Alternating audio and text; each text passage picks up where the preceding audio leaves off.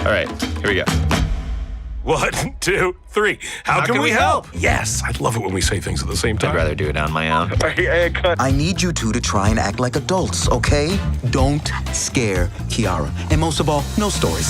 Hello, I'm Taka. What's your name? Mufasa. Mufasa! We're alive! I did it! From the beginning of The Lion King, the story captivated fans from around the world with not only the story, but the tragedy of it all. We're here today recording The Lion King. Don't stare at me when I can't help it. He's just too beautiful, girl. I'm gonna be right here closing my eyes. If I told my younger self that I was in a movie, I'd never believe myself. And well, you are, girl. You are. Ever since then, there has been prequels and sequels galore with Lion King 2 and even Lion King 1.5, along with the live-action version. Rain! Oh, finally, we have rain! race it to the light. You're too fast. There will be one Lion King. Find your place in the circle of life. I thought this was a comedy. I think you could include an enthusiastic, rambunctious warthog a little And bit a more. charismatic meerkat you can't help but fall in love with. For this one, we understand it being about Mufasa as a cub and how his life was before he took over the Pride Lands. There's this wonderful new toolbox, all these new tools that other filmmakers are using. I spoke to Matt Reeves, who told me about how he was pre-visiting the Batman using the same virtual production technology we used to make this film. And I know Greg Fraser used to set up all the lighting in Dune 2. And so we went into this thinking, well, there's got to be a place for us to figure out how to use our voice with these tools. But before we get into more of this, today's trivia question: what year did the original animated Lion King release? Leave your answers in the comments down below and stick around till the end of the video to find out if your answer was correct. I saved us! You were saying? Why don't we all go around and say a fun fact about ourselves? I once had a crush on a flamingo. I've never said that out loud. There's no place to run. We have your scent. My scent. I've been stalking you two all night.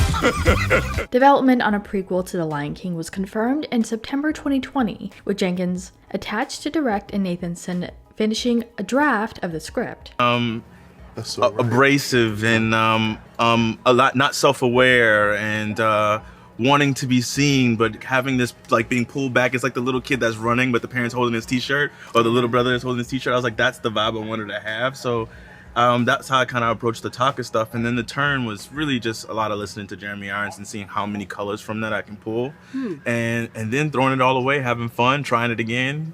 Seen if Barry liked it. Barry didn't like it. Tried it a different way.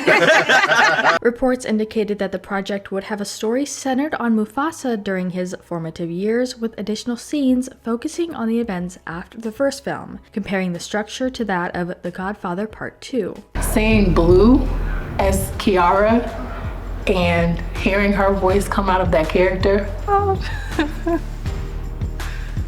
Give me a second, because I'm still I can't believe that's my baby. Oh, that's so amazing. Using the latest computer animated technology, Disney hopes to fill in the blanks of Mufasa's youth, showing us the previously unseen story of the cub who would be king. I think mine was in the scene with Tiffany. We were in the booth for the first time, and we did Taka and Sarabi have a scene, and it's when he's talking about flowers. Where is his Riz, as the kids call it? The Riz. And that's when I was like, okay, now I understand. He used to do those ad-libs. He'd be just do a few of those for us. To do this, Jenkins will bring us back to a time when Mufasa and Scar were young siblings, chronicling the events that helped to forge the characters they ultimately become. We did it for the 2019 one, and Jon Favreau was very smart to insist upon that, because it's not usually done for these movies, but Timon and Pumba are a duo. We need to riff off of each other. We need to be in the room together. So really happy that Jon made that happen, and then that Barry also insisted on us doing it that way. As I share my excitement for this film, I want to mention we are currently doing a giveaway. Share what you were most excited for with this project, and the best comment will win a $25 Fandango gift card where you can purchase a full movie with added bonus features. Comment down below and one winner will be chosen. It was really hard to focus and to do my job after that. So I was like, wait, hold up guys, y'all gotta give me a second. I have to digest that. I'm so proud of her. Oh, mommy. somebody wants to join.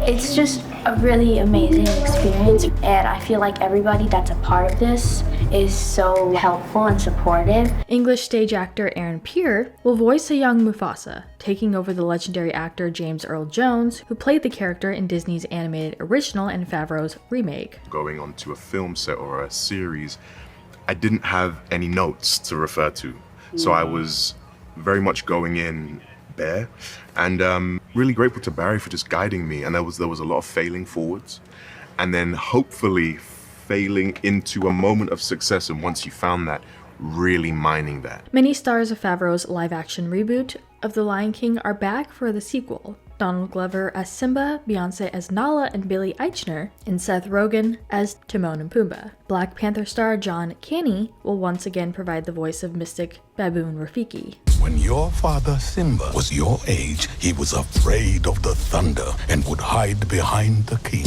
And cut. When I heard that Barry Jenkins was going to direct Mufasa The Lion King, I said, oh my Lord. How fortunate Disney is.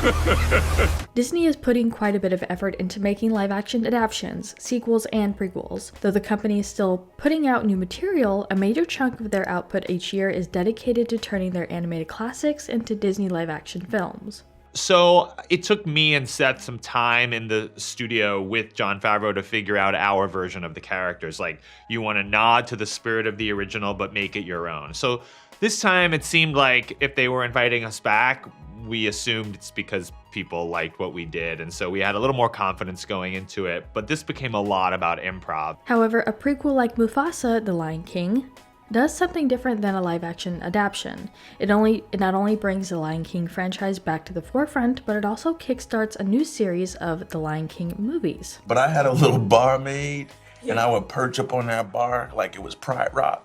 And I would sit there and I would, it was in the shoulders. You remember that? It was in the shoulders. In the shoulders and like. Oh wow! So you really embodying the character. Oh, 100%. Because I saw all those cameras. I said, well, they need reference footage. Let me help Barry out.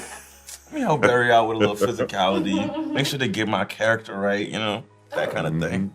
A big hint at this expansion comes in the Mufasa The Lion King trailer when Timon and Pumbaa note that they have been part of countless stories over the years. The director, Barry, is a really sweet person, and he tells me ways that I can improve in my lines. And he's very supportive of me and tells me in the nicest way possible. And I feel like so does everybody else. And I feel like this is just a great experience for me. According to the president of Walt Disney Studios Motion Picture Production, Sean Bailey, The Lion King could be the next franchise to get the cinematic universe treatment. I had to just get used to it. I'm used to the camera right here, so that means we hide a lot and let the camera pick up little nuances. And now the camera is somewhere else, and we have to be inspired whatever that is to bring that to life. And so it was much more animated than I would ever have done if the camera was on me. We were freaking out behind that mic to get that sense and that feeling. Bailey remarked in an interview that the live-action reinterpretation of Disney's animated classic could proliferate into a big, epic saga, specifically pointing to Star Wars as an example of what the series could become. We had a very rough around the edges temporary setup, and in that setup, we were trying to figure out the blocking of this test scene that we were creating, but we were doing it by sliding characters around, almost like you have a puzzle piece. And as far as the answer to our trivia question, the original story came out in 1994. But I couldn't understand how to make a cinematic language, a film grammar that made sense, because there wasn't anything real that was happening. And so right away, we began to work away from that version of the process and work towards the one that we ended up with, which had some really great live action principles. But we wanted to turn this around to you guys. What do you think about all these moments? Which one was your favorite, and what do you expect from this storyline regarding questions to be answered? Yeah, I think I was just thinking about it, and I remember I was listening when I started hearing what Aaron was doing. I was like, how do I complement that? And there was such a smoothness to the Mufasa sound that he was finding, and I was like, How do I compliment it by disrupting it a little bit? Let us know what your thoughts are in the comments down below. Make sure you're subscribed with notifications on for more videos just like this. That's it for today though. We'll see you all next time with a brand new video. Bye guys. Oh, I think you're the Glinda. Oh, wow. And you're the Elphaba. I can see this. Do we agree? No, but you Not him complaining. See, I sing it so not. You don't think I'm Elphaba? I mean, really, you guys could be interchangeable. I haven't seen the film yet.